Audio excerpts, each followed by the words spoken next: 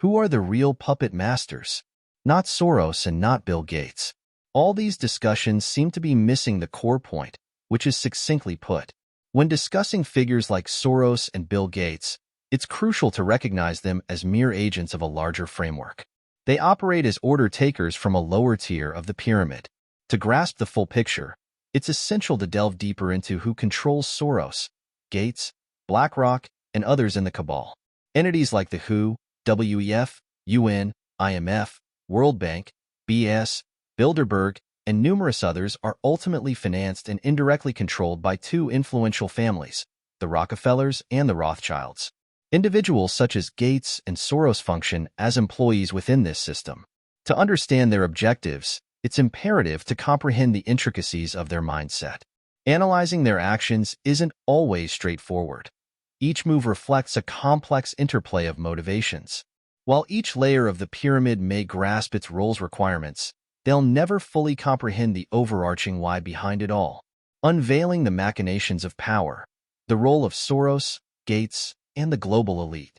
In the realm of geopolitics and global finance, discussions often revolve around prominent figures like George Soros and Bill Gates. However, beneath the surface lies a complex web of power dynamics and influence that extends far beyond individual actors. To truly understand the motivations and objectives driving these figures, one must delve into the intricate network of control orchestrated by the global elite.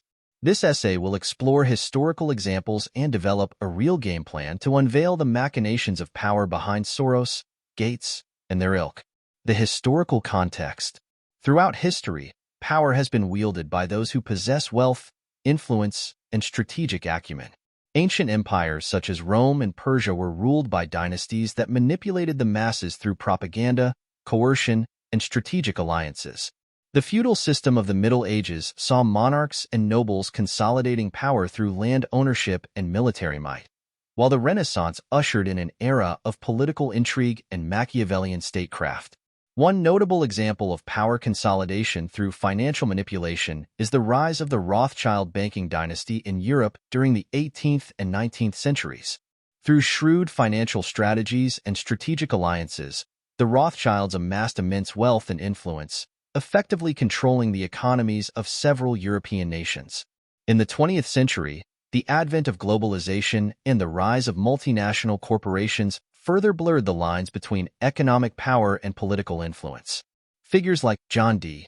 Rockefeller and J.P. Morgan dominated industries such as oil and finance, wielding considerable sway over government policies and international affairs. The modern landscape. Today, the global elite exert their influence through a myriad of institutions and organizations that span the globe. Entities like the World Health Organization, WHO, World Economic Forum, WEF, United Nations, UN, International Monetary Fund, IMF, World Bank, Bank for International Settlements, BS, and Bilderberg Group serve as conduits for consolidating and projecting power on a global scale. At the apex of this power structure are two influential families, the Rockefellers and the Rothschilds. These dynasties, with their vast wealth and intricate networks of influence, effectively control the levers of power in key sectors of the global economy and geopolitics. Individuals like George Soros and Bill Gates, while often portrayed as independent actors, are in reality mere agents of this larger framework. They operate as order takers from a lower tier of the pyramid, executing the agenda set forth by their benefactors. The real game plan. To unravel the true motives and objectives behind Soros, Gates, and the global elite, one must adopt a multifaceted approach that takes into account historical precedents, geopolitical dynamics, and economic incentives. First and foremost, it is essential to recognize that the actions of individuals like Soros and Gates are guided by a set of principles and objectives that align with the broader agenda of the global elite. This agenda typically revolves around consolidating power, maximizing profits, and exerting control over key sectors of the global economy. Secondly, understanding the intricacies of the mindset driving these actors requires a deep dive into their personal histories, ideological beliefs, and strategic objectives. Soros, for example, is known for his advocacy of open society principles and his efforts to promote liberal democracy around the world. Gates, on the other hand, has focused his philanthropic efforts on issues such as global health and education.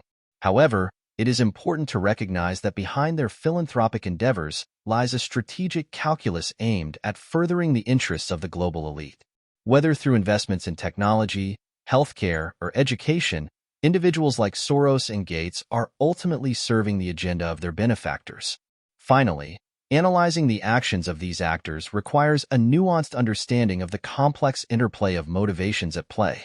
While on the surface, their actions may appear altruistic or benevolent, a deeper examination often reveals underlying motives tied to power, profit, and control. In conclusion, the discussions surrounding figures like Soros and Gates must transcend the realm of individual personalities and delve into the broader framework of power and influence orchestrated by the global elite. By understanding the historical context, the modern landscape, and the real game plan driving these actors, we can begin to unravel the intricacies of their motivations and objectives. Only then can we truly grasp the overarching why behind it all and navigate the complex web of power dynamics shaping our world.